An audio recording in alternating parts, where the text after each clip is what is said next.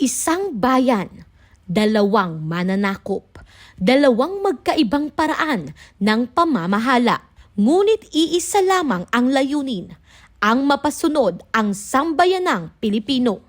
Ngunit narito ang mas malaking tanong. Kung parehong ng api ang Kastila at Amerikano, bakit magkaiba ang naging mukha ng kanilang pananakop? At higit sa lahat, paano naging sandata ng mga Pilipino ang panitikan sa panahong ipinagbabawal ang kalayaan? Sa araling ito, bubuksan natin ang isa sa pinakamahalagang kabanata ng ating kasaysayan, ang pananakop ng mga Kastila versus ang pananakop ng mga Amerikano at ang naging papel ng panitikan sa pakikibaka ng ating mga ninuno. Bago natin ihambing ang dalawang mananakop, balikan muna natin ang naging paglalakbay ng ating bansa sa ilalim ng kanilang pamamahala. Mula 1565 hanggang 1898 ay tumagal ng 333 taon na nasakop ng mga Kastila ang Pilipinas gamit ang dahas at relihiyon. Mahigit 3 siglo ang lumipas, ngunit hindi pa rito nagtatapos ang pagsubok ng Pilipinas. Nagbago ang mananakop, ngunit nanatili rin ang hangarin na pamahalaan ang sambayanang Pilipino. Karamihan sa mga panitikang nasulat sa panahon ng mga Kastila ay tungkol sa pagpapalaganap ng Kristyanismo, magmula sa koridong Ibong Adarna, mga pasyon at iba pang akdang pansimbahan. Sa simula, relihiyon ang naging sandata, ngunit habang lumilipas ang panahon, unti-unting nagising ang diwang makabayan ng mga Pilipino. Sa panahong ito, sumibol ang kilusang propaganda noong 1872. Sa panahon ng kilusang propaganda noong 1872, nagsimula ang mga akdang nananawagan ng reforma at puna sa pamamalakad ng mga Kastila gaya ng mga nobela ni Dr. Jose Rizal. Hindi na sapat ang panalangin, kinailangan ng magsalita ang panulat. Samantala, sa panahon ng Katipunan naman noong 1892 hanggang 1896, nagsimula ang mga akdang pumapaksa sa kalayaan mula sa mga sinulat ni Andres Bonifacio, Emilio Jacinto, Marcelo H. del Pilar at Antonio Luna at marami pang iba. Ito ang mga akdang nagbigay lakas at inspirasyon. Dahil inagaw ng mga Amerikano ang kalayaang abot kamay na ng mga Pilipino, hindi katakatakang ang paksa pa rin tungkol sa kalayaan ang mga nasulat na akda sa panahon ng pananakop ng mga Amerikano mula 1898. Inakala ng marami na tapos na ang laban, ngunit nagsisimula pa lamang ang panibagong yugto ng pakikibaka. Ang mga dula tulad ng kahapon, ngayon at bukas, tanikalang ginto at walang sugat ay pumapaksa pa rin sa kalayaan, kaya ipinagbawal ng mga Amerikano sa bisa ng Sedition Act noong 1901. Sa ilalim nito, bawal ang anumang akda, pahayag o nagpapahayag ng maaaring magsimula ng pag-aalsa laban sa pamahalaan ng Estados Unidos. Tandaan, kapag ipinagbabawal ang isang akda, maaaring hindi ito mapanganib, maaaring ito ang katotohanan. Isa rin sa naging tanyag na tula ng pagtutol sa pananakop ng Amerika ay Ang Bayan Ko, na sinulat ni Jose Corazon de Jesus noong 1928 at nilapatan ng melodiya ni Constancio de Guzman.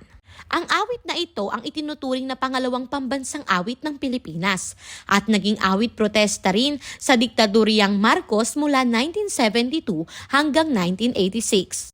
Isa pang tula mula naman kay Amado V. Hernandez, ang Kung Tuyo Na Ang Luha Mo, Aking Bayan, na nalikha noong 1930, ang inawit naman ng grupong Inang Laya sa mga kilos protesta, kasama ng tula ni Andres Bonifacio na Pag-ibig sa Tinubuang Lupa, na nilapatan ng melodiya ni Luis Salvador Jorge noong 1979. Lumipas ang mga dekada, ngunit nananatiling buhay ang diwa ng kalayaan sa bawat himig at bawat taludtod. Kung relihiyon ang ginamit ng mga Kastila upang kontrolin ang ating mga ninuno, bukod sa dahas ay edukasyon naman ang ginamit ng mga Amerikano. Noong ika-21 ng Agosto taong 1901, 346 na gurong lalaki at 118 gurong babae ang dumating sa Pilipinas, sakay ng US Army Transport Thomas. Nirecruit ng mga gurong Amerikano mula 193 paaralan at 43 estado ng Amerika para magturo sa Pilipinas. Sa pangalan ng sinakyan nilang barko, kinuha ang tawag na Thomasites. Pinalitan ng mga Thomasites ang medium of instruction mula Spanish patungong English. Ang gurong si Teodoro Asedillo mula sa bayan ng Kalayaan, Laguna, ang unang tumutol sa paggamit ng English sa paaralan noong 1921 sapagkat alam niyang ang motibo ng mga mananakop ay kontrolin ang puso at diwa ng mga batang Pilipino. Dahil sa kanyang pagtutol ay tinanggal siya sa kanyang pagiging guro at nang malaon ay nag-armas upang labanan ang mga pamahalaang Amerikano sa Pilipinas hanggang sa mapatay siya noong 1935. Kung relihiyon ang ginamit noon, edukasyon naman ang naging bagong mukha ng pananakop ngayon. Upang supilin ang apoy ng paghahangad ng kalayaan, pinaigting ng mga Amerikano ang impluwensya ng romantisismo sa panitikan. Ayon kay Rubin, 2006, ang romantisismo sa akda ay lubhang emosyonal, malabis ang pagkamoralistiko, sadyang sumusumang sa hindi kayang abutin ng isipan, dumadakila sa kagandahan at kapangyarihan ng kalikasan, gumagamit ng matayog na imahinasyon o guni-guni at bumabandila ng tungkol sa kalayaang sarili. Habang ang ilan ay sumusulat tungkol sa pag-ibig, may mga manunulat namang patuloy na nagsusulat tungkol sa bayan. Bukod sa paggamit ng English, ipinakilala rin ng mga Amerikano ang iba pang anyo ng sining sa larangan ng musika, sayaw, teatro, pelikula at iba pa habang sinusupil ang mga akdang tungkol sa kalayaan at ibinibilanggo ang mga manunulat ng dulang protesta. Ipinasara din ang mga pahayagang nagpapakita ng simpatya sa mga progresibo at revolusyonaryo. Sa ating napag-aralan ngayon, nakita nating maaaring magkaiba ang paraan ng pananakop, ngunit pareho itong nag-iwan ng malalim na bakas sa kasaysayan ng ating bansa. Ngunit sa kabila ng dahas, sa kabila ng pagbabawal, at sa kabila ng pagtatangkang patahimikin ang mga Pilipino, may isang bagay na hindi nila kailanman tuluyang nasupil, ang panitikan. Sapagkat ang panitikan ay hindi lamang koleksyon ng mga kwento. Ito ang tinig ng isang bayang lumalaban. Ito ang alaala ng mga taong tumangging sumuko.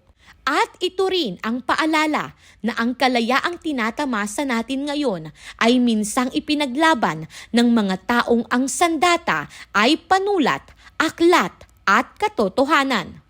Kung ikaw ang nabuhay noong panahong iyon, mananatili ka bang tahimik o magiging isa ka rin sa mga manunulat na handang ipaglaban ang bayan?